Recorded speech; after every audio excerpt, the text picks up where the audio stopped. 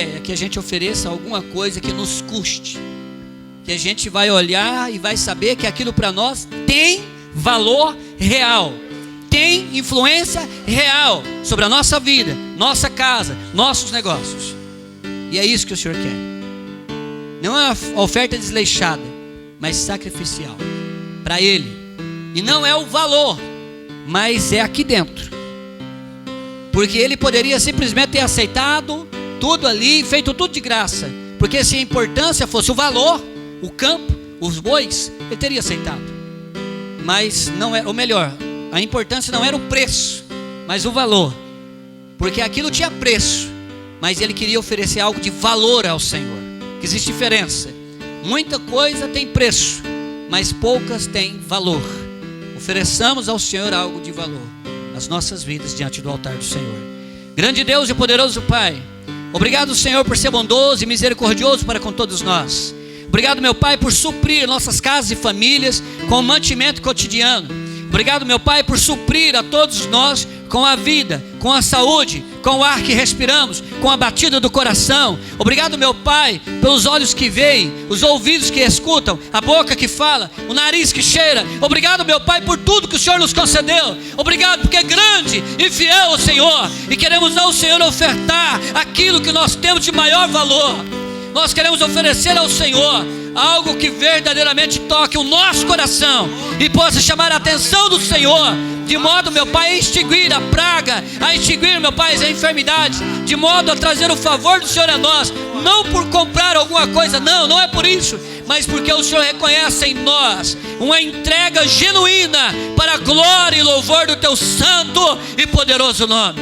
Obrigado, Pai, porque é justo e fiel o Senhor, e o Senhor deu a nós aquilo que de maior valor havia no céu. O Senhor nos deu o Seu Filho unigênito para morrer em nosso lugar, para pagar o preço por nossas vidas, e o Senhor nos comprou, Pai querido, por preço e valor. Aleluia, glórias a Ti, grande e soberano Senhor dos céus e da terra. Aleluia, Jesus. Possamos deixar o nosso Senhor Jesus nos chamar pelo nome.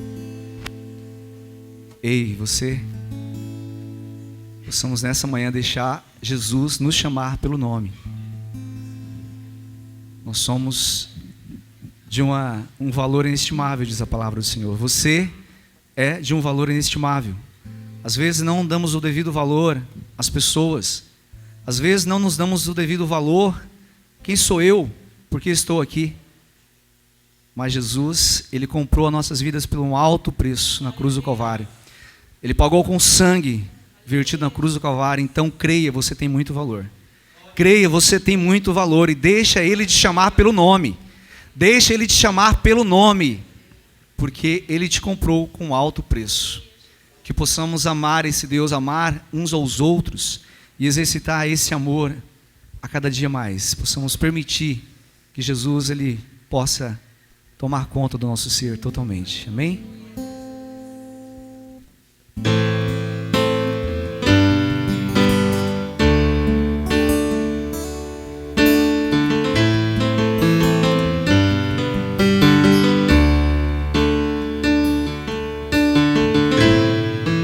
Me chamaste pelo nome e me provaste amor eterno. As batidas do teu coração são todas por mim. Disseste nunca te esquecerei e jamais te deixarei. Voltarei para te buscar, para junto me ficar. Estou à porta, deixa-me entrar, cear contigo e sempre aí ficar no teu coração.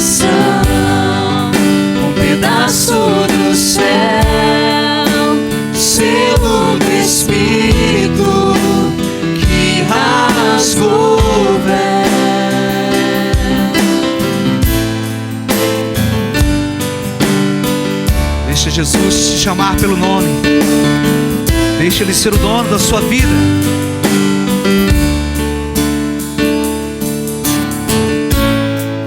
Me chamaste pelo nome, me provaste amor eterno. As batidas do teu coração são todas por mim. Disseste nunca te esquecerei e jamais te deixarei. Voltarei para te buscar, para junto a mim ficar. Estou à porta, deixa-me entrar. Será contigo, sempre aí ficar. Teu coração, um pedaço do céu, o selo do Espírito que rasgou o véu. Estou à porta, deixa-me entrar. Será contigo e sempre aí ficar. O teu coração, um pedaço do céu, selo do Espírito que rasgou o véu. Aleluia. Tu és santo, Jesus. Tu és adorado, Jesus. Adore o Senhor, igreja. Adore o Senhor. Glorifique o nome dEle. Glorifique o nome dEle, porque Ele está aqui neste lugar de adoração. Que possamos nos render aos pés do Senhor.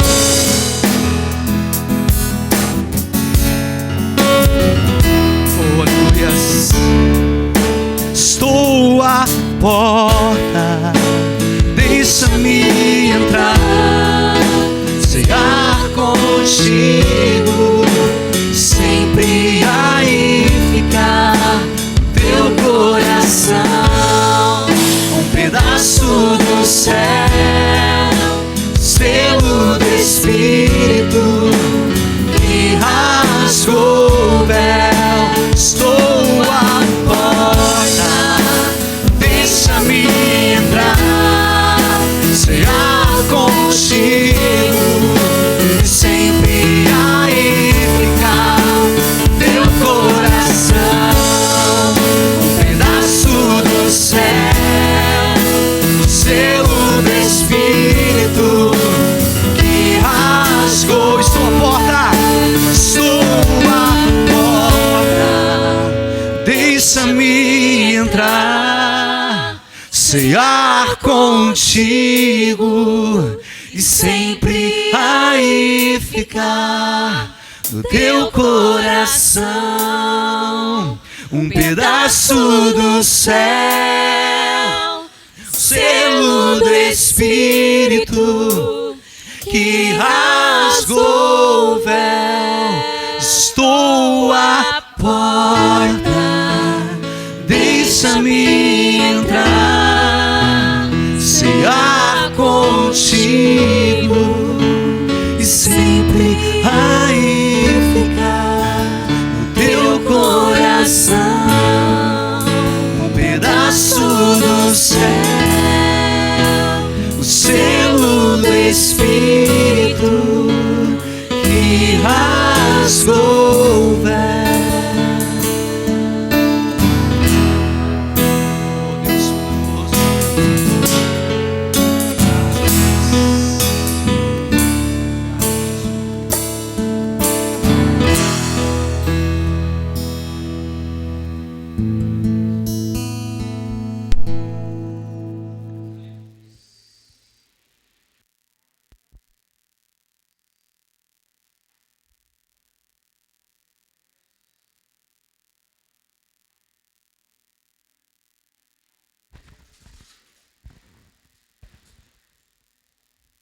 A paz do Senhor, irmãos.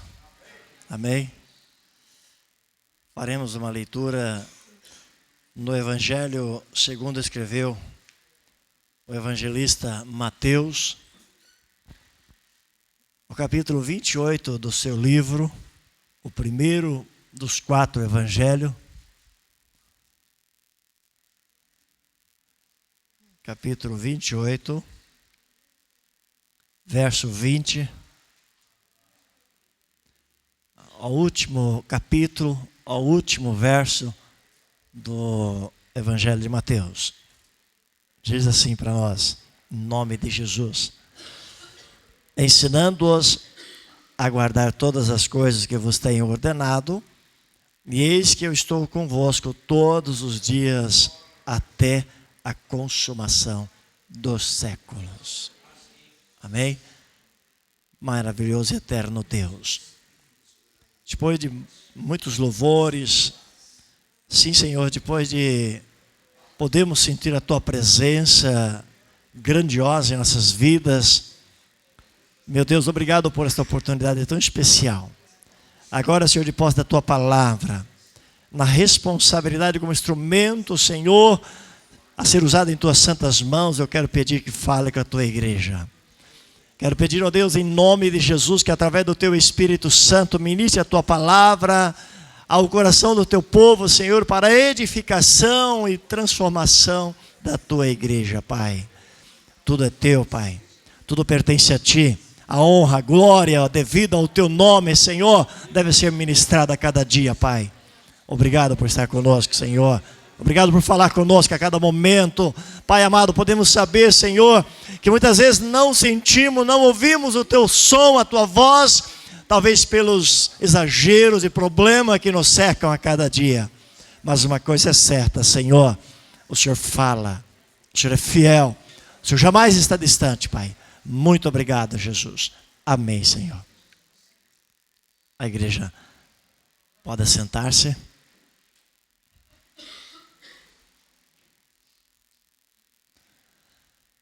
Que a graça e a paz de Cristo seja com toda a igreja, amém? Amém. Fico feliz, irmão, de estarmos mais uma vez aqui, nesta manhã, para ministrar a palavra com a igreja, uma palavra especial. Nós estamos em campanha de missões, deu-se início, foi feito o lançamento em setembro, a campanha de missões. Todo ano é feita essa campanha de missões pela Igreja Adventista da Promessa, neste período, compreendendo os últimos 4 meses do ano, de setembro a dezembro. E a igreja, na maioria, se compromete, na maioria já vive uma vida de compromisso com missões, mas se compromete talvez uma parcela a mais, além dos seus dias, além das suas ofertas, uma parcela a mais destinada a missões, né? E nós estamos concluindo esta 4ª mensagem relativa a este assunto sobre missões, né? E eu tenho certeza que a igreja, aquele irmão que fez os seus votos, né, hão de honrá-lo e com grande satisfação. Eu tenho certeza que em retorno disso as grandes bênçãos de Deus vão vir sobre suas vidas. O propósito de Deus é este, irmão, de quando nós abençoamos a obra dele, ele nos abençoa cada vez mais. Nós estudamos aí uma série de lições importantes. A lição de hoje trouxe esse compromisso para nós quanto ao templo, quanto às coisas de Deus. E esse texto, esse tema desta mensagem de hoje vai tratar sobre a igreja e a fidelidade da missão, né?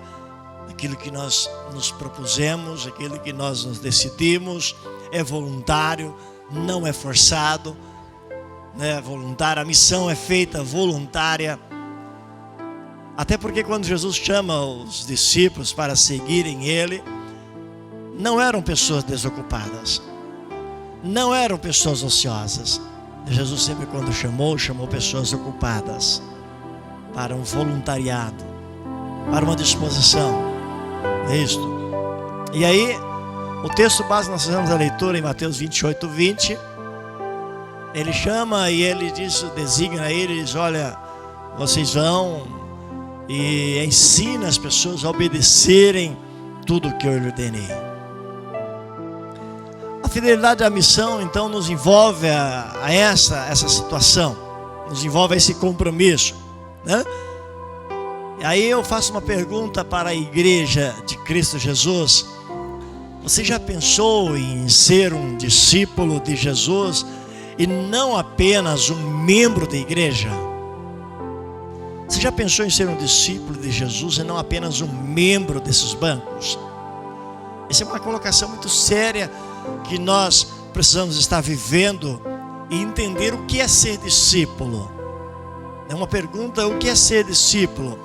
Então, ser discípulo significa muito mais do que ser convertido. Ele significa muito mais do que ser um membro da igreja, né? Você sabe por quê? Segundo a linguagem, Jesus está utilizando lá no capítulo 10 do Evangelho de Mateus, versículo 1, né? Um discípulo, ele apega-se ao seu mestre. Essa aqui é a base muito fundamental. Ele identifica-se com o seu mestre. Ele aprende, ele vive com ele, né? Ele aprende não apenas ouvindo, mas também praticando. Não apenas ouvindo, mas também praticando, né? Isso é uma linguagem da palavra de Deus, de sedes praticantes e não apenas ouvintes. Ela numa cartinha pequena chamada Tiago, livro de Tiago.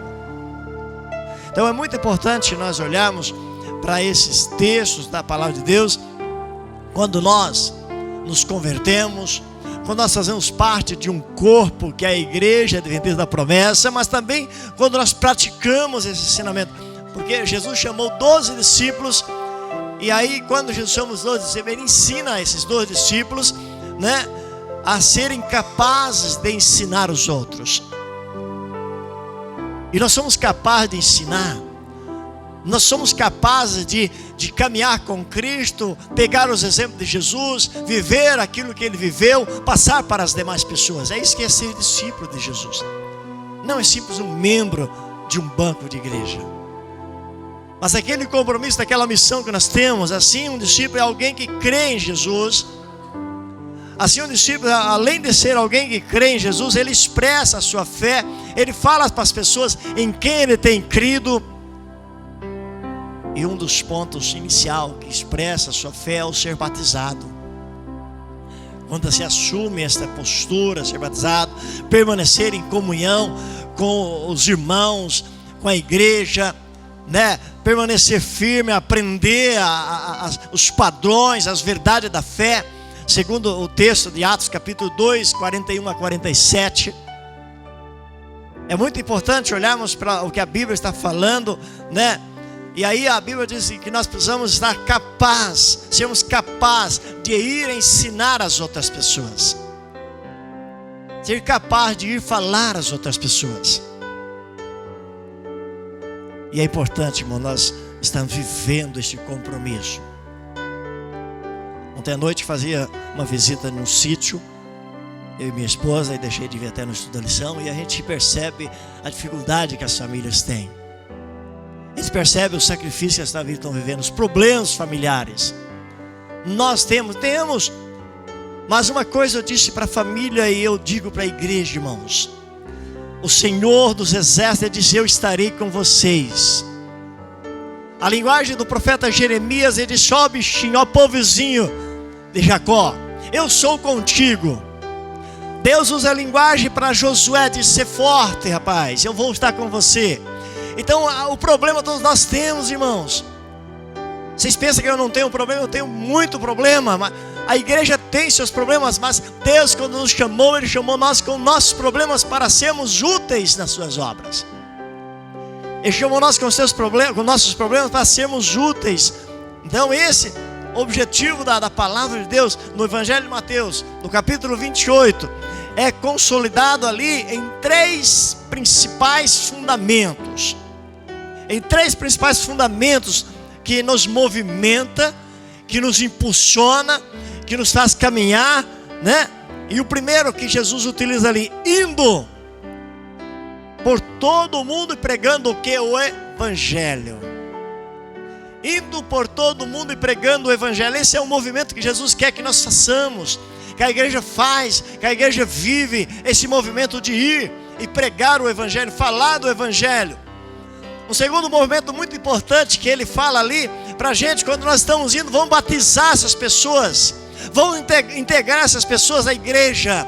Mas há um terceiro movimento que ele exige, quando ele utiliza essa linguagem no Evangelho de Mateus capítulo 28, quando ele fala, você vai pregar o Evangelho, você batiza, ingressa essas pessoas na igreja, mas ele diz, ensinando-os a aguardar.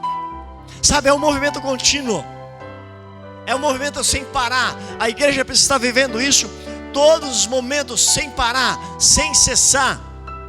Viver essa cumplicidade do Evangelho em nossas vidas.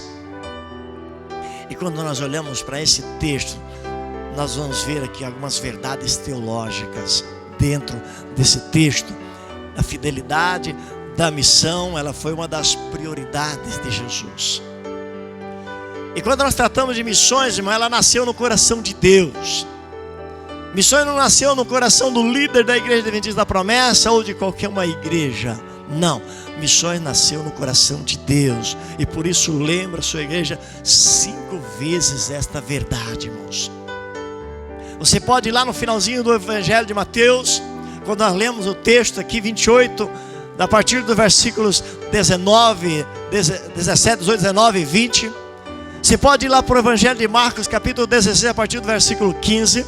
Você pode ir lá para o capítulo 24 do Evangelho de Lucas, a partir do versículo 47. Você pode ir para o Evangelho de João, capítulo 20, versículo 21. Aí você vai para Atos Apóstolos, capítulo 1, versículo 8. Que a igreja muitas vezes, ela se apega em Atos, capítulo 1, versículo 8, para a busca do Espírito Santo, para ser cheio do Espírito Santo. Mas ele disse o seguinte: eu vou fazer de vocês testemunha, tanto em Jerusalém, Samaria, até os confins da terra. Quando nós buscamos a unção do Espírito Santo, irmão, é para nos impulsionar. Quando nós buscamos a unção do Espírito Santo, não é para eu ocupar o banco da igreja simplesmente. É lindo, a igreja está cheia, olha que coisa maravilhosa, queridos. Mas é para nos impulsionar. O Espírito Santo, ele é como uma mola impulsora. Ele pega a igreja e movimenta. Quando finaliza Lucas 24, 49, Jesus diz: ficai na cidade de Jerusalém até que nós seja revestido de poder. Aí aqui no capítulo 1 de Atos, versículo 8, ele fala isso daí: vocês permaneçam e vocês vão receber a unção do Espírito Santo. E a Bíblia nos mostra a história de Atos Apóstolo, para dizer a realidade. Atos significa Atos do Espírito Santo, porque nós vamos ver a igreja sendo impulsionada. Aí vem a história de Paulo, as 3 viagens missionárias de Paulo, o impulso do Espírito Santo, igrejas sendo abertas. E o que nós estamos fazendo? Nós temos esse compromisso, temos essa responsabilidade de trabalhar na linguagem que a Bíblia nos mostra. E aqui nós aprendemos 3 verdades fundamentais sobre a igreja: a fidelidade da missão, como precisamos colocar isso em nossas vidas. E a primeira verdade, o primeiro tópico que nós podemos estar olhando aqui: quando proclamamos com fidelidade, cultivamos a motivação honesta. E qual que é a motivação honesta? Parte do capítulo 28, versículo 20, parte do versículo 20 lá: obedecer, ensinando-os a obedecer tudo o que eu vos tenho ordenado. A obedecer tudo o que eu tenho ordenado. E quando eu disse ser discípulo, é aquele que vive com o seu mestre. Ser discípulo é aquele que caminha com o seu mestre. Ser discípulo é aquele que identifica com o seu mestre. E ele diz o seguinte: a obedecer tudo o que eu lhe ordenei. Quando eu me identifico com alguém que é meu exemplo, eu preciso obedecer o que ele fala. Quando eu me identifico com alguém que é professor, é o meu mestre, alguém que está me conduzindo a um ato, eu preciso obedecer às suas ordens. Em tudo em nossas vidas, e principalmente na palavra de Deus. Sabe, a gente está aí vivendo uma época em que muitos pregam o Evangelho com motivações erradas, sabe, com interesses escusos, interesses inadequados, não interesse próprio. E aí o que acontece muitas vezes, essas pessoas elas estão com o intuito de formar discípulo para si mesmo e não para Cristo. Essa não deve ser a nossa missão. Essa não deve ser a missão da igreja. E quando isso acontece, irmão, é perigoso. Sabe por quê? Porque o novo convertido, ele não é conduzido a Cristo Jesus. Ele não é conduzido ao caminho da verdade, ao caminho do verdadeiro discipulado. E isso corre o risco de se tornar um cristão espiritualmente imaturo. Um cristão imaturo. Um cristão que, quando vem as desavenças, os desafios, os problemas, ele fracassa. Quando vem a dificuldade, ele consegue entender que ele não está ouvindo a voz de Deus. Eu me lembro que eu ainda algumas vezes eu falava com a igreja no Salmo de Davi, quando o Salmo de Davi, no capítulo 34, ele disse: descansa no Senhor. Não sei se os irmãos lembram, algumas vezes citei esse texto para a igreja. E alguns momentos da vida de tribulação, de luta que eu estava vivendo, oração às madrugadas, e eu dizia: Senhor, como eu descansar em Ti? Sabe, parece que eu não estava ouvindo a voz de Deus. Aqueles problemas que nos cercavam não faziam ouvir a voz de Deus. Talvez você está nas madrugadas orando, você está jejuando, você está consagrando a sua vida, mas o problema da sua vida tem um som muito maior do que a voz de Deus. E aí você não consegue ouvir a voz de Deus. Ah, Senhor, mas eu tenho jejuado, eu tenho orado. Ah, Senhor, eu tenho lido, eu tenho corrido, eu tenho feito campanha de orações. Mas sabe, você tem dado mais ouvido aos problemas do que a Deus a qual você está dirigindo. Esse aqui é o problema muitas vezes das pessoas quando formam discípulos, que não é um discípulo apegado ao seu mestre, depositado ali aos pés do seu mestre. E por isso a orientação de Cristo é que a igreja forme discípulos voltado a obedecer os propósitos dos seus ensinamentos, voltado a obedecer os propósitos da sua palavra, obedecer ali tendo que maturidade, tendo conhecimento necessário para discernir o que é benéfico, para discernir o que é verdadeiro, o que é puro para a sua vida cristã, aquilo que edifica a sua vida cristã, aquilo que edifica o seu caminhar, aquilo que edifica a sua vida diária. Leia Atos, ou seja, Lucas 24, 47 aí, irmãos.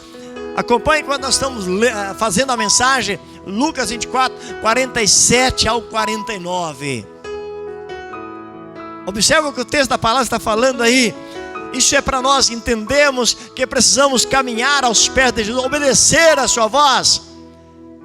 E é isso que ele fala: mas vocês vão ficar em Jerusalém. A igreja do Senhor Jesus está vivendo ali ainda a euforia e o prazer de estar caminhando passo a passo com Cristo Jesus. Mas Jesus sobe aos céus. Nós falamos de Atos 1:8. Jesus está falando para ele, mas Atos 1:13, Jesus começa a subir aos céus, ele olha para cima, mas eles não se desesperam, eles permanecem em Jerusalém. Eles voltam para o templo, eles vão orar. E diz a Bíblia que eles ficaram ali aproximadamente uns 10 dias orando, buscando a presença de Deus. Se você não tem conseguido ainda identificar com o seu mestre, fazer missões, falar do evangelho, você precisa voltar para Jerusalém, ainda permanecer um pouquinho lá. Você precisa ainda se colocar mais próximo de Deus. A missão da igreja é fazer discípulo. A missão da igreja é orientar. A missão da igreja é conduzir as pessoas para o pé de Jesus. Sabe, a missão da igreja não é só ganhar pessoas ou evangelizar, fazer adepto. Não, a missão da igreja é levar pessoas a Cristo Jesus, é fazer pessoas, é ensinar as pessoas a obedecer os seus mandamentos, a conhecer a sua palavra. Filipenses capítulo 1, versículo 9 nos trata desse assunto. Então a essência de fazer discípulo, irmãos, que se pareça com Jesus, fazer discípulo que se aproxime com Jesus, e isso é conseguido por meio do ensino sistemático da palavra e submissão a ela. Sabe, por meio do ensino da palavra, aquele ensino sistemático, aquele ensino que começa lá em Gênesis, Apocalipse, aquele ensino que vai traçando o perfil de quem é Jesus, uma vida cristocêntrica, uma vida comprometida com Cristo Jesus, com a obra de Deus, voltada a esta missão, a palavra de Deus, a ela, se colocando, se dispondo em fazer a vontade de Deus. É isso que nós precisamos estar vivendo. Estamos pregando um evangelho com motivação e fidelidade correta. Estamos levando um evangelho que motive as pessoas a serem fiéis à sua palavra, a serem fiéis aos seus ensinamentos, a serem fiéis à Bíblia. E é tão verdadeiro, irmão, que a Igreja Adventista da Promessa, ela utiliza quando vai fazer a confissão de fé.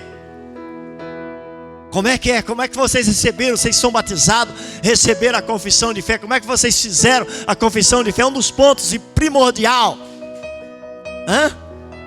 Alguém se atreveria a falar para nós a sua confissão de fé? Tendo como regra de fé e prática a Bíblia Sagrada. Não é isso a confissão de fé que vocês fizeram quando foram batizados?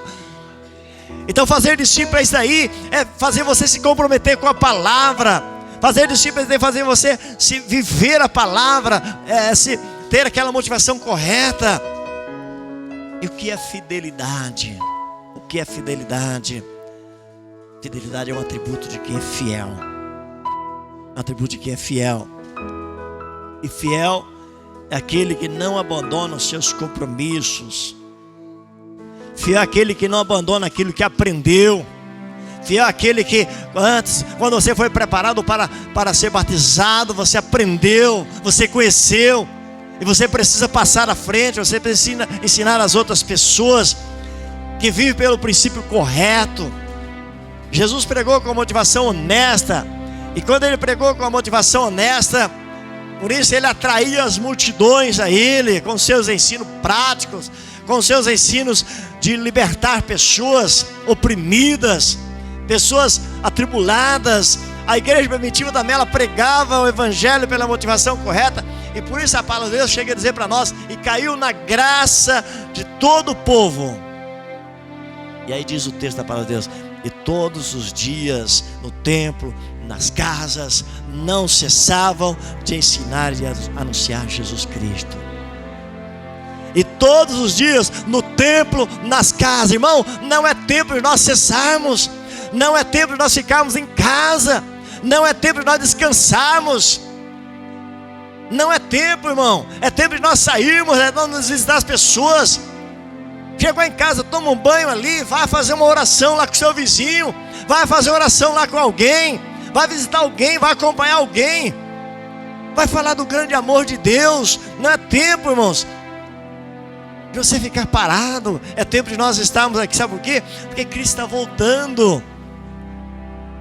E nós somos chamados para isso, somos chamados para nos comprometermos. E a igreja do Senhor Jesus diz que e todos os dias, nos templos, nas casas, não cessava de ensinar a Jesus o Cristo.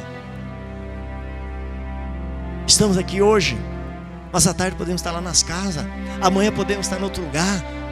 Precisamos estar falando deste grande amor de Deus. E aí a Bíblia chega a dizer para nós em Atos capítulo 2, 47: e o Senhor acrescentava diariamente os que iam sendo salvos.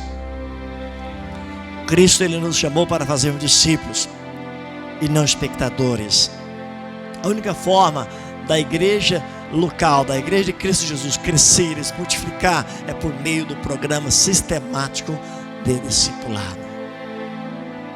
A única forma da igreja crescermos é por meio de quando você tem contato com as pessoas, quando você acompanha as pessoas, quando você vai até as pessoas, onde todo discípulo, ele torna um discipulador.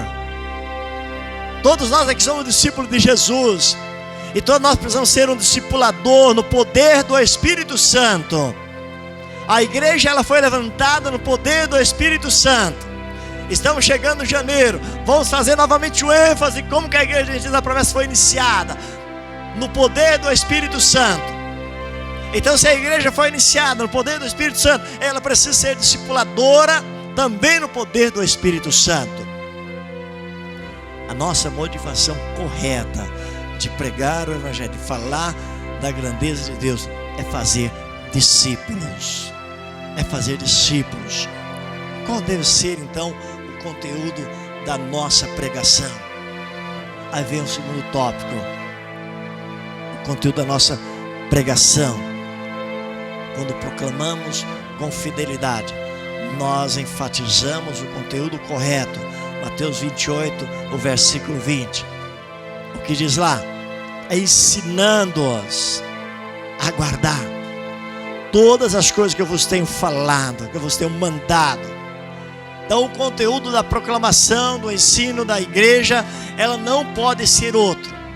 O conteúdo da pregação do evangelho que a igreja de Cristo Jesus prega não pode ser outro, a não ser aquilo que Ele ordenou. Se você estiver ensinando algo que está fora do contexto da palavra de Deus, se alguma igreja está ensinando algo que está fora do contexto da palavra de Deus, não acredita, não aceita, não pegue como alimentação para você. E nós vivemos aí, irmão, uma avalanche enorme de situações, de pregações, de motivações que estão indo totalmente contrárias aos princípios da palavra de Deus. Tomamos cuidado. Mas a igreja precisa estar pregando, ensinando aquilo que Jesus mandou, nada além daquilo que Ele mandou. Nada além daquilo que Ele mandou. Precisamos pegar uma mensagem que enfatiza biblicamente, sabe em que sentido? Cristocêntrica. Uma mensagem que fala de Jesus, uma mensagem que prega aquele que é o autor e consumador da nossa fé, uma mensagem que fala de Cristo desde Gênesis a Apocalipse, em todos os contextos da Bíblia Sagrada. Se nós formos destacar alguns textos aqui, nós vamos perceber que desde o início da Bíblia, desde Gênesis, nós vamos ver os homens de Deus se comprometendo, levando a ênfase aquilo que leva a pessoa de Jesus. Existe hoje muitos tipos de pregações. Muitos tipos de pregações existem hoje, mas talvez seja como tema. Porque, nós até o pastor passou há pouco tempo aí alguns cursinhos, com pregação temática, pregação textual, pregação expositiva. Mas mesmo que há vários temas, várias categorias, dentro dessas categorias existe aquelas que são doutrinárias, aquelas que são evangelística. Agora, seja qual for o tipo da pregação que nós vamos fazer, ela precisa colocar Cristo no centro. Seja temática, seja textual, seja expositiva, seja evangelística, seja doutrinária, seja o que for, a pregação deve ser cristocêntrica. Se você vai impor uma doutrina, falar de uma doutrina, você tem que trabalhar ela que Cristo seja o centro. Se você vai trabalhar ela evangelística, qual que é o foco do evangelho? Cristo Jesus. Se você vai trabalhar ela temática, colocar um tema, que é uma das mensagens que muitas vezes pregadores pecam muito, é a temática. Muitas vezes eu coloco um tema e o meu foco da minha mensagem vai para outro caminho, o tema fica perdido no meio da estrada. E eu preciso muitas vezes trazer a Bíblia ao meu tema. Vamos deixar esse assunto para lá, que não é aula disso. Vamos lá. Então, Paulo ele fala o seguinte: não pregamos a nós mesmos, mas a Cristo Jesus como Senhor, diz ele na linguagem de 2 Coríntios. Ele fala, não pregamos a nós mesmos. Quer dizer, Paulo ele não queria ser o centro da sua pregação, mas ele diz a Cristo Jesus. Então o centro da nossa pregação é Cristo Jesus. O centro da nossa mensagem é Cristo Jesus.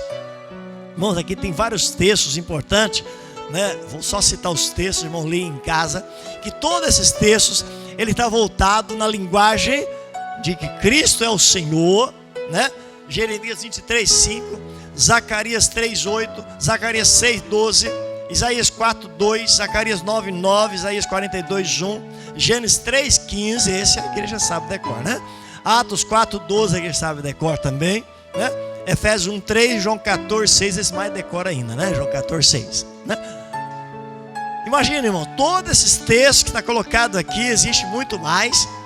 Ele está voltado ali uma mensagem para a pessoa de Jesus. Se alguém anotou algum desses textos, leia em casa depois. Está voltado para a pessoa de Jesus, porque era o foco o foco da Bíblia, irmãos. Quando nós pegamos a Bíblia, começamos a analisar ela, de Gênesis a Apocalipse, todo o foco da Bíblia está voltado para Jesus. Todo o senso de colocação, de orientação é Cristo Jesus. Nenhum dos escritores da Bíblia, eles tiveram ali o prazer de falar de si mesmo. Nenhum. Todos eles, o foco dele era Cristo Jesus. Era a pessoa de Jesus. E quando olhamos para o Evangelho, aqui no Evangelho de Mateus, nós observamos que o evangelista, ele faz questão de apresentar e provar que Jesus é o Cristo, Ele é o Rei. Ele é o Rei dos Reis, Ele é o Senhor dos Senhores. E aí nós vamos perceber aqui nos 10 primeiros capítulos do livro de Mateus, ele vai revelar quem é Jesus. Ele vai revelar a pessoa de Jesus. Até porque Mateus está simplesmente pegando no capítulo 1 a narrativa ali da genealogia. Mas no capítulo 2 ele já vai pregar o nascimento de Jesus, o batismo de Jesus. Aí vem ali ele começando a narrar o sermão de Jesus, até o capítulo 10, onde ele separa os seus 12 discípulos. Então, imagina só, irmãos, que ele trabalha a pessoa, ele revela a pessoa de Jesus. Do capítulo 5 ao 7, ele vai trazer os ensinos de Jesus, o Sermão do Monte, que é muito interessante ali o Sermão do Monte. Nos capítulos 8 a 10, o poder, a autoridade de Jesus. Irmãos, então é muito importante olharmos para a palavra de Deus, entendemos que ela é o centro da nossa pregação e que Cristo precisa estar, mais do que isso, centralizado. Qual tem sido o conteúdo da nossa pregação? Qual tem sido a palavra que nós pregamos? Aquilo que viemos aqui à frente. É bom a mensagem motivacional? É bom. Mas devemos tomar cuidado com as mensagens motivacionais. Porque muitas vezes eu extrapolo nas mensagens motivacionais, porque eu quero fazer a igreja pular. Sabe, aquela mensagem que eu preguei acho que uns 25 a 30 anos atrás, me lembro ainda, que a pessoa entra dentro da piscina e começa a jogar água. Vamos lá, vamos lá. Sabe, e ninguém quer entrar na piscina, mas a pessoa está lá dentro, chapiscando água para todo lado. A mensagem motivacional, que ninguém entra na mensagem, mas o pregador está esparramando água.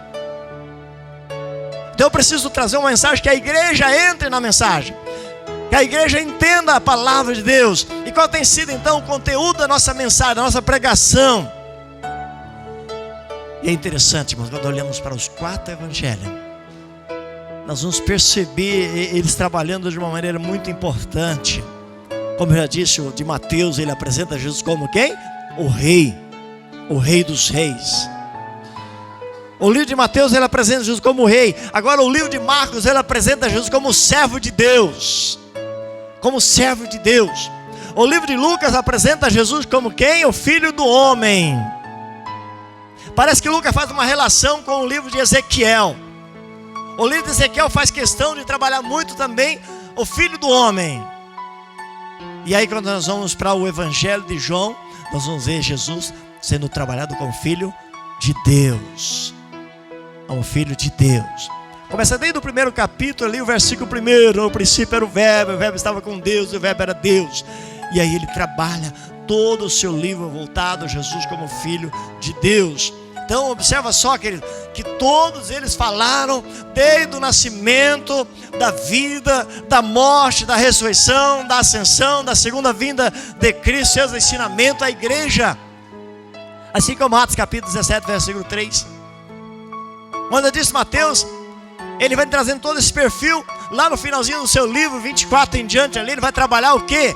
A volta de Jesus. O Evangelho de Marcos também ele começa trabalhando sobre Jesus, mas lá nos últimos capítulos ele trabalha sobre a morte e a volta de Jesus. Todos os 4 evangelhos trabalhou Cristo cêntrico, o seu nascimento, a sua vida, a sua morte e a sua volta. O crescimento da igreja de Cristo Jesus está diretamente, irmão, ligado à pregação fiel da palavra de Deus. O crescimento da igreja está ligado quando você se compromete com a Bíblia, quando você se compromete com os ensinamentos. Pedro não pregou para conquistar audiência, não, mas ele pregou para levar ao arrependimento. Até porque a mensagem de João Batista, quando ele começa a pregar, é uma mensagem dura de se ouvir, uma mensagem difícil de se ouvir. Raça de víbora, quem vos ensinou a fugir da ira futura? Arrependei-vos, produzir foi fruto digno de arrependimento. Imagina só, ele traz a ênfase dizendo assim: o machado está colocado sobre a raiz das árvores. Quando Pedro aqui levanta para falar, após a descida do Espírito Santo, aquele Pedro que lá no momento de euforia diz: Senhor, se possível até a morte, mas daqui a pouco ele nega Jesus. Agora ele está ali diante de um tribunal, diante de grandes pessoas, e ele começa a pregar o evangelho do arrependimento. Ele diz para eles: vocês precisam se converterem e precisam ser batizados para pagar os seus pecados. Ele faz as pessoas entenderem que são pecadoras. O ser humano só vai aceitar Jesus quando entender que ele é pecador, quando ele entender que ele precisa de um salvador para a sua vida. E a pregação cristocêntrica, ela confronta, ela desafia o pecador a tomar uma decisão radical para a vida ou para a morte. A pregação cristocêntrica, ela leva você e eu a entender que nós somos pecadores, que precisamos de uma decisão radical na nossa vida, tanto para a vida ou para a morte, porque só tem dois caminhos: ou Cristo Jesus seremos salvos, ou então seremos condenados. Esta é a realidade da nossa vida e que precisa ser a realidade da nossa pregação. Quem crê no Filho tem a vida, diz a linguagem de João. Mas já quem não crê, não tem vida. É dois sentidos. Crê, tem a vida. Quem não crê, não tem a vida. E ele diz mais para nós: quem rejeita o Filho, não verá a vida, mas a ira de Deus permanece sobre ele. Pregue o Evangelho. Fale de Jesus. Forme discípulos para Cristo. Leve pessoas a entenderem, né, E aí, irmãos, nós estamos vivendo uma época que a pregação incorreta, que o impacto da pregação, que não é cristocêntrica, tem levado muitos cristãos a se desanimarem, tem levado muitas pessoas a não se comprometerem com o Evangelho, tem levado muitas pessoas a viver um Evangelho vazio, um Evangelho sem compromisso. Mas o impacto da pregação correta, ela é a convicção, ela é a realidade do abandono do pecado, porque quando nós nos tornamos cristocêntricos na nossa mensagem, quando nós nos comprometemos à palavra de Deus, à responsabilidade da palavra de Deus, a ter Cristo como nosso mestre e discipulador, quando nós tornamos discípulos de Jesus, irmão, nós abandonamos o pecado. Nós não aceitamos o pecado. Somos pecadores, mas vivemos odiando o pecado. Vivemos nos aborrecendo. Paulo chega a dizer assim: eu esmurro a minha carne. Quando Paulo utiliza a linguagem dizendo: eu me sacrifico a mim mesmo, eu bato em mim mesmo, porque é teimosa, é uma carne pecadora, é uma carne má, e eu preciso sacrificar ela. E quando nós nos comprometemos à obra de Deus, à palavra de Deus, nós nos sacrificamos, irmão. E é com sacrifício mesmo que nós precisamos pregar o Evangelho. Nós já vimos que a nossa principal motivação é fazer discípulo. E o conteúdo da pregação é Cristo Jesus. Não precisa florear com nada, irmão. Não precisa tentar melhorar nada. O que nós precisamos é nos encorajarmos. Você sabe, Cristo Jesus é quem nos auxilia neste processo de fazermos discípulos. É Ele está conosco. Ele diz: eu vou estar com vocês. É o terceiro tópico da nossa mensagem. Terceiro tópico, porque quando proclamamos com fidelidade, nós recebemos este encorajamento da parte de Deus, esse encorajamento necessário para a nossa vida. Voltando para o capítulo 28, versículo 20 ainda, finalzinho: e eu estarei sempre com vocês até o fim dos tempos. O tempo não se acabou, irmãos. Nós estamos ainda vivendo os tempos. Não sabemos até onde vai. Muitas vezes fazemos alguma expectativa que está perto a volta de Jesus, mas Ele não voltou. Está perto ou está longe? Não sabemos o quanto tempo. O que importa é nós permanecermos fiéis e fazermos discípulos. E nesta confiança, nesta segurança, eu estarei com vocês até o fim dos tempos. Nunca pense em você que Jesus te deixou. Nunca pense em você que Jesus te abandonou. Ao cumprir então a missão de Deus no mundo, a igreja, ela deve sempre viver, ela deve contar com a presença de Deus, a presença de Jesus, o poder de Deus. Sabe, o discípulo, ele não constitui apenas uma estrada solidária. Ele não pode nunca pensar que ele está sozinho. Ele não pode nunca pensar que ele está caminhando sozinho, porque a Bíblia nos mostra para nós o Senhor ressurreto, Jesus, aquele que morreu, mas ressuscitou. Ele promete estar com os seus discípulos para todo sempre. Ele promete estar com os seus discípulos para todo sempre. Isso aqui é muito importante. A afirmação de Jesus: estarei sempre com vocês até o fim dos tempos. É mais que uma promessa. É mais que um compromisso que Ele tem com cada um de nós, com a igreja do Senhor Jesus. E Ele cita isso para nós algumas vezes. Ele nos orienta algumas vezes, nos traz essa orientação para nós nos 4 evangelhos. E de fazer discípulos a todas as nações. E eu vou estar com vocês. No evangelho de Mateus ele vai além. No evangelho de Marcos, melhor, ele vai além. Diz o seguinte: olha, se comer alguma coisa mortífera, se pegar alguma coisa que faz mal, não lhes fará dano algum. Irmãos, quando ele está utilizando aqui, não é para que nós vamos nos abusar, mas é para que aquilo que nós vamos fazer, ele não vai causar mal para nós, porque nós estamos comprometidos com o verdadeiro evangelho.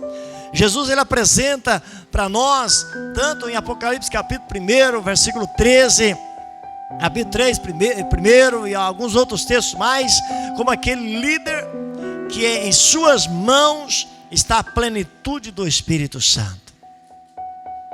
Em suas mãos está a plenitude do Espírito Santo. Quando ele começa ali no capítulo 3 de Apocalipse, versículo 1, ele fala da ênfase da sua presença. Ele fala assim: eu conheço as tuas obras, eu conheço as tuas tribulações, eu estou com vocês. Olha que coisa interessante, a linguagem e a ênfase que Jesus dá para nós. O Espírito Santo, a Bíblia, ela nos aconselha que devemos orar no Espírito Santo. Orar no Espírito Santo. A Bíblia nos aconselha que nós devemos viver no Espírito. Atos capítulo 8, Romanos 8. Efésios fala que nós devemos andar no Espírito. A igreja primitiva, ela impactou muitas pessoas, impactou o mundo a viverem no Espírito. Observa que Paulo, quando sai pregando, ele sempre fazia questão de memorizar para eles: vocês já ouviram falar no Espírito Santo? Vocês já receberam o Espírito Santo? Então a igreja caminhou, ela vive no impacto e na unção do Espírito Santo. Ela precisa viver a cada dia. Para nós fazermos discípulos, para discipularmos as pessoas, nós precisamos estar sob a unção do Espírito Santo.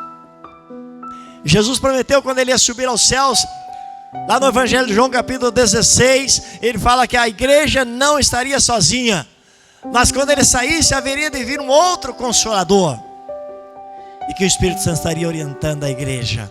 A igreja vive pela orientação do Espírito Santo. E a Bíblia fala para nós que o Espírito Santo nos mobiliza, a igreja de Jesus, levando ao arrependimento. Lucas 3, versículo 3. Mobiliza também a igreja a viverem sob a dependência do Espírito Santo. Ela causa coragem, ela causa ousadia, ela causa impacto, ela move a igreja para os frutos, a produzir os frutos. No Evangelho de João capítulo 15 ele fala: eu sou a videira verdadeira. Amém, irmãos? Então, quando proclamamos com fidelidade, cultivamos a motivação honesta. E a igreja do Senhor Jesus precisa viver esta motivação honesta. Amém, irmãos? Vamos encerrar a nossa mensagem. Vamos falar com o nosso Deus nesse momento, né? Convido a igreja a orar. Convido a igreja a se colocar diante de Deus nesse momento, irmãos. O que a Bíblia tem falado para nós esta manhã? Como tem sido a sua vida? Você tem se comprometido a ser discípulo e discipulador de alguém? Você tem lutado por alguém, tem ido até a casa de alguém, tem orado, tem ensinado a Bíblia. Ah, mas eu não sei ensinar a Bíblia. Fala de Jesus. Fala de Jesus. Agora, qual que é a sua experiência com Jesus? Fala da sua experiência com Jesus. Amém? Vamos falar com o nosso Deus?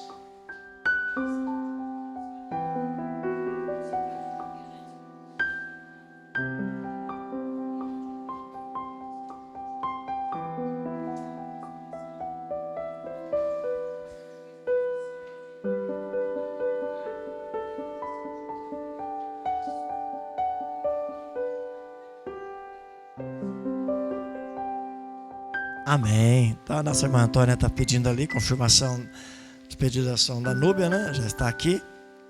E é verdade, ela sofreu um acidente ali na cidade de Bauru, né? E que esse acidente trouxe algumas fraturas no corpo dela, aumentou as pernas, clavícula. Oremos, querido irmão, e coloquemos, né, a serva de Deus na presença do Senhor nesse instante, tá?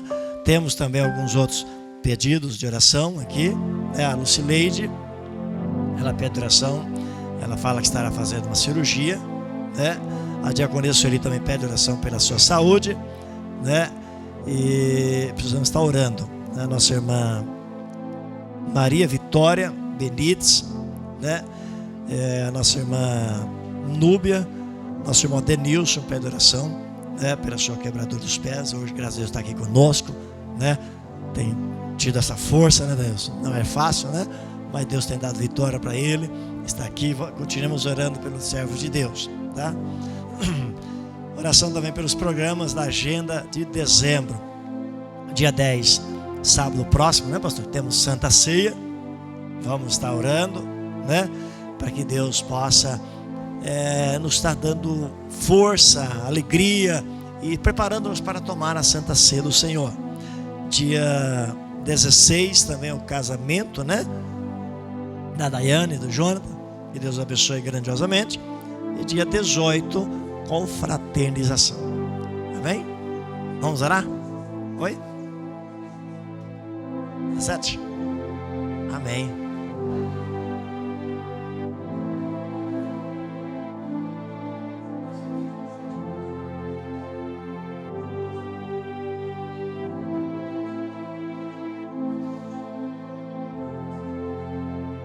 Amém? Vamos ajoelhados, vamos falar com o nosso Deus. Se algum dos irmãos deseja imposição das mãos, venha aqui à frente, estaremos orando no nome de Jesus, presbítero, diáconos. Maravilhoso e eterno Deus, Pai de bondade e eterna graça, como é bom estar na Tua presença, Senhor. Como é bom, Deus eterno, poder sentir a Tua presença. E nesta oportunidade, Senhor, eu sei que o Teu Espírito Santo tem falado. Eu sei, Senhor, que o Teu Espírito Santo tem tocado em vidas. Obrigado, Jesus, por nos ensinar. Obrigado, Pai, por fazer-nos ouvir a Tua voz. Senhor, eu sei que a dificuldade das nossas vidas nos cercam e nos causa, Pai, um tumulto enorme em nossa mente, em nossos corações, que muitas vezes não ouvimos. Perdoa-nos, ó Pai. Perdoa-nos, ó Deus, deixarmos com que o mundo nos cerca, mas abençoe a Tua igreja. Oramos, Senhor, pela vida do Teu servo, nosso irmão Gilmar Dolovete. Pai, na autoridade do nome de Jesus, eu oro pedindo a Tua bênção, pedindo, Senhor, a vitória para o Teu servo. Pai amado, coloca as Tuas mãos sobre ele, dê vitória a ele, Senhor. Pai amado, repreenda todo mal. Senhor, meu Deus, dá forças. Abençoe a Júlia, Jesus. Espera milagre na vida da Júlia, Pai. Dê saúde para ela. O Júnior, Deus estará indo, Pai, amanhã fazer a prova do concurso. Toma a direção, Senhor. Faça o que for melhor na vida do Júnior. Também o Micael. Desperta nele cada dia mais o desejo de Te adorar e de servir, Pai. A Marina, abençoe a Tua serva. Pai, supra a necessidade do Teu servo. Abra as portas. Aquela causa, Senhor, que está em justiça. Pai, aquela causa, meu Deus, que o homem muitas vezes tem colocado um peso em cima. Tira, Pai. Repreenda, Pai. Remove todo embaraço. Abra o caminho, Senhor. Coloca pessoas tementes, fiéis, para avaliarem, Senhor, o processo do teu servo. Eu coloco em tuas mãos, o Senhor é o advogado por excelência, em nome de Jesus. Amém, Senhor. Vem, Senhor meu Deus, operar milagre no meio do teu povo. Vem, Senhor meu Deus, visitar, Senhor, aqueles teus servos, aquelas tuas servas que acham com problemas, Senhor meu Deus, estão com dificuldades. Meu Deus, opera milagre no meio do teu povo, Senhor, para a glória e a honra do teu nome. O Senhor é bom e é fiel. Pai, para que a tua igreja viva, Senhor, esta fidelidade, esse compromisso, Senhor, de pregar o teu evangelho. Esse compromisso, Senhor, de anunciar a tua palavra com fidelidade. Porque a igreja do Senhor, ela precisa envolver-se, ela precisa estar comprometida com a fidelidade da missão. A igreja, Pai, ela é uma porta-voz do teu evangelho. Pai, tu és santo, tu és fiel, tu és maravilhoso, Pai. Perdoe os nossos pecados, cura a enfermidade, Pai. Abençoa a Santa Ceia no próximo dia 10. Abençoa também, Senhor meu Deus, o casamento da Daiane, Pai. Fica conosco. Amém, Jesus.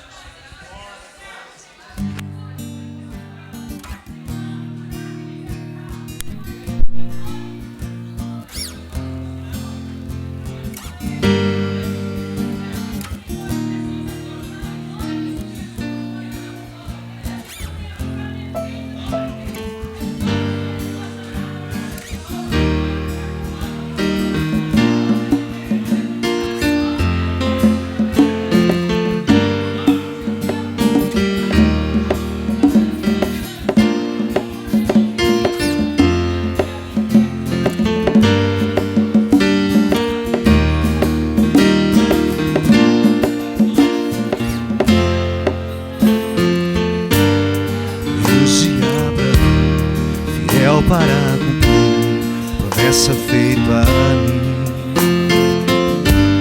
e como prometeu, prova outra vez, cumpre o que diz.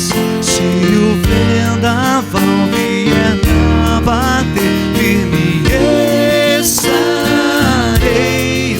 Se me prometeu, vai acontecer, eu descansarei. Sei que tu és fiel a mim. Sei que tu és fiel a mim. No nascer do sol ao anoitecer, eu te louvarei. Sei que tu és fiel a mim. Oh, oh, oh.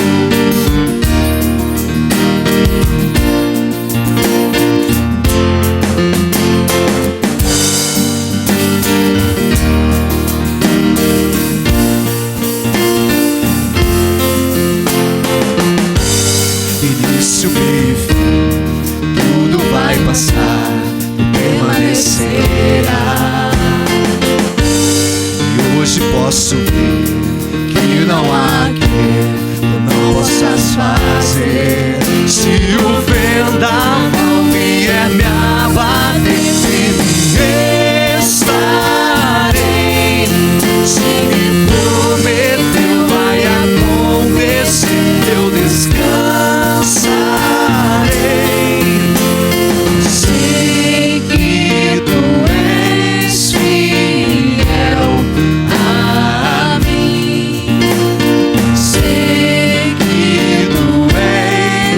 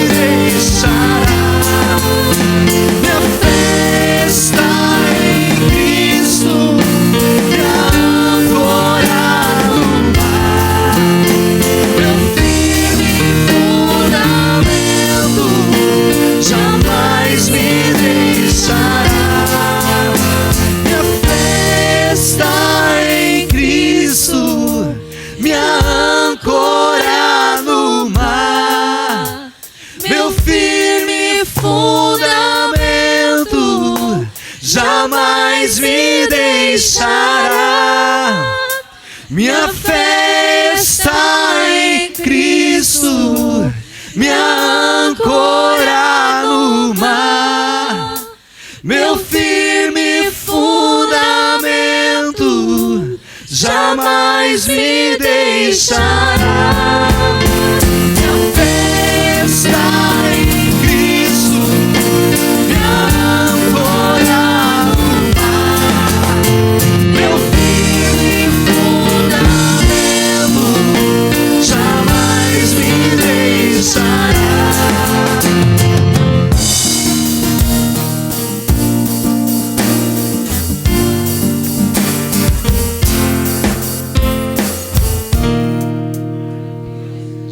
Aleluia, glória, glória a Deus, louvado seja o nome do Senhor. Já fizemos a oração ali no cantinho, já pedimos a graça do Senhor, já foi retirado o papelzinho e saiu o lar da nossa irmã Dirce. Irmã Dirce. Amém. É no lar da senhora, irmã, essa semana. Amém? A irmã tem preferência por dia ou pode ser na segunda?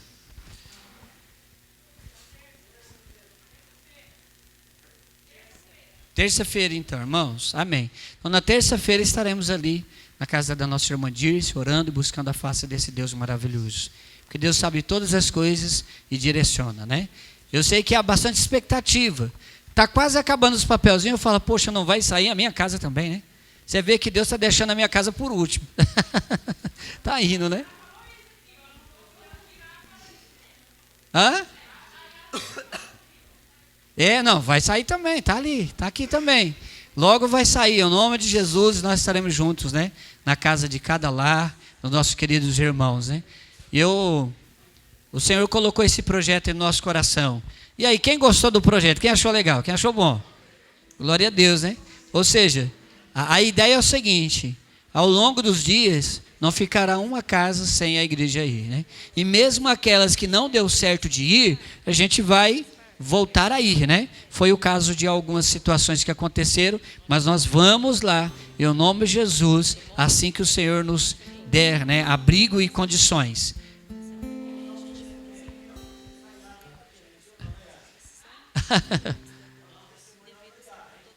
Ó. Glória a Deus. Glória a Deus. Amém. Glória a Deus.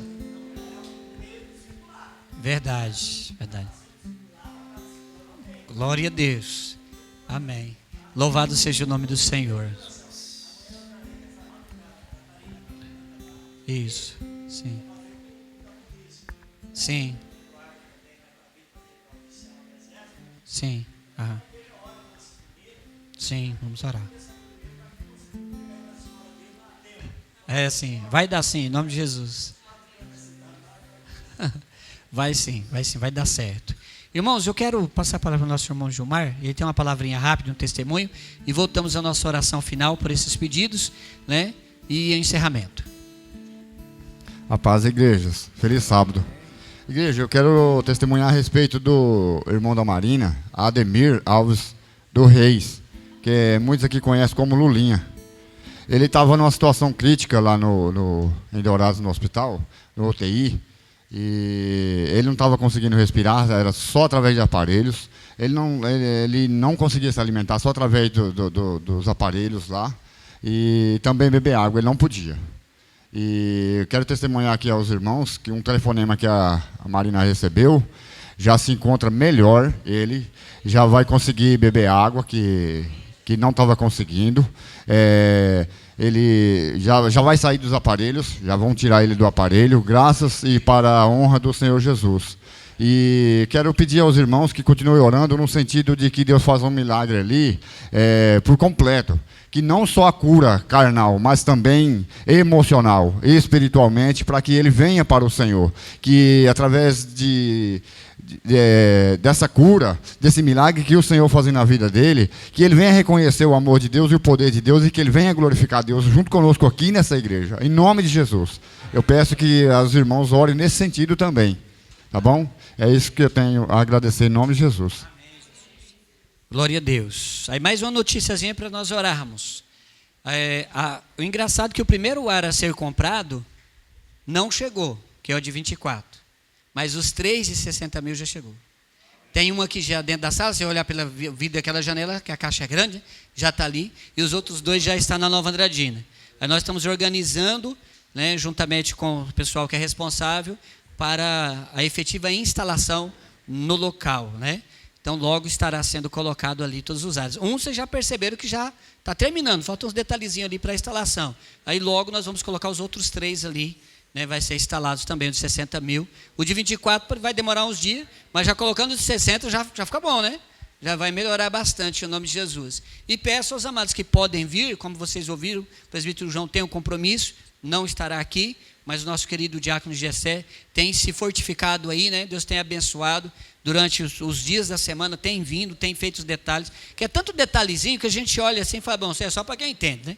Só para eles mesmos. Mas a gente pode ajudar. Enquanto eles fazem a parte complicada, eles passam a parte mais fácil, a gente vai fazendo, né? Para que a gente possa vir amanhã e aí, pela graça do Senhor, ficar 99%. Eu sei que não vai ficar 100%, porque está faltando uma pedra, né? Que houve um interpério com ela, a gente pediu para refazer ela, mas não ficou pronto. Mas eu acredito que até segunda-feira fica pronta e a gente traz ela e coloca no lugar. Se faltar só ela, já está de bom tamanho, para que a gente possa na próxima semana. A manta, né, Diácono? A manta para a gente construir os painéis acústicos, para fazer o tratamento acústico, para reduzir, já chegou também a manta acústica, né? Então, se está chegando os materiais, há trabalho pronto aí para a gente fazer muita coisa. Amém, queridos? Vamos colocar de pé, vamos fazer essa última oração juntos e vamos nos pedir em nome de Jesus. Amado Deus e poderoso Pai, gratos nós somos ao Senhor por todas as bênçãos já derramadas, pela providência do Senhor na vida de cada um dos teus servos e através dos teus servos. Obrigado, Senhor, por estar abençoando financeiramente, abençoando, meu Pai, espiritualmente, abençoando, meu Pai, relacionalmente, abençoando, meu Pai, a saúde física, espiritual, de todo sentido. Obrigado, meu Pai, por sua graça e misericórdia para com a tua igreja. Grande Deus e poderoso Pai, oramos para que o Senhor abençoe, Senhor, aquele servo do Senhor, nós o chamamos assim, para que através do milagre que o Senhor está fazendo sobre a vida dele, ele se converta, ele possa se render ao Senhor, ele possa servir ao Senhor. Abençoa, meu Pai, esses jovens, o presbítero João, que está indo a Campo Grande, que esteja acontecendo tudo ali para a glória e louvor do seu nome, o melhor do Senhor esteja sendo derramado sobre esses jovens e através desses jovens, em nome de Jesus. E nos permita hoje, meu Pai, nos despedir dizendo que a maravilhosa graça de nosso Senhor e Salvador Jesus Cristo, que o grande e insondável amor de Deus nosso Pai, que a comunhão e consolação do Espírito Santo seja com toda a igreja. E a igreja diz, amém, Jesus, amém, graças a Deus.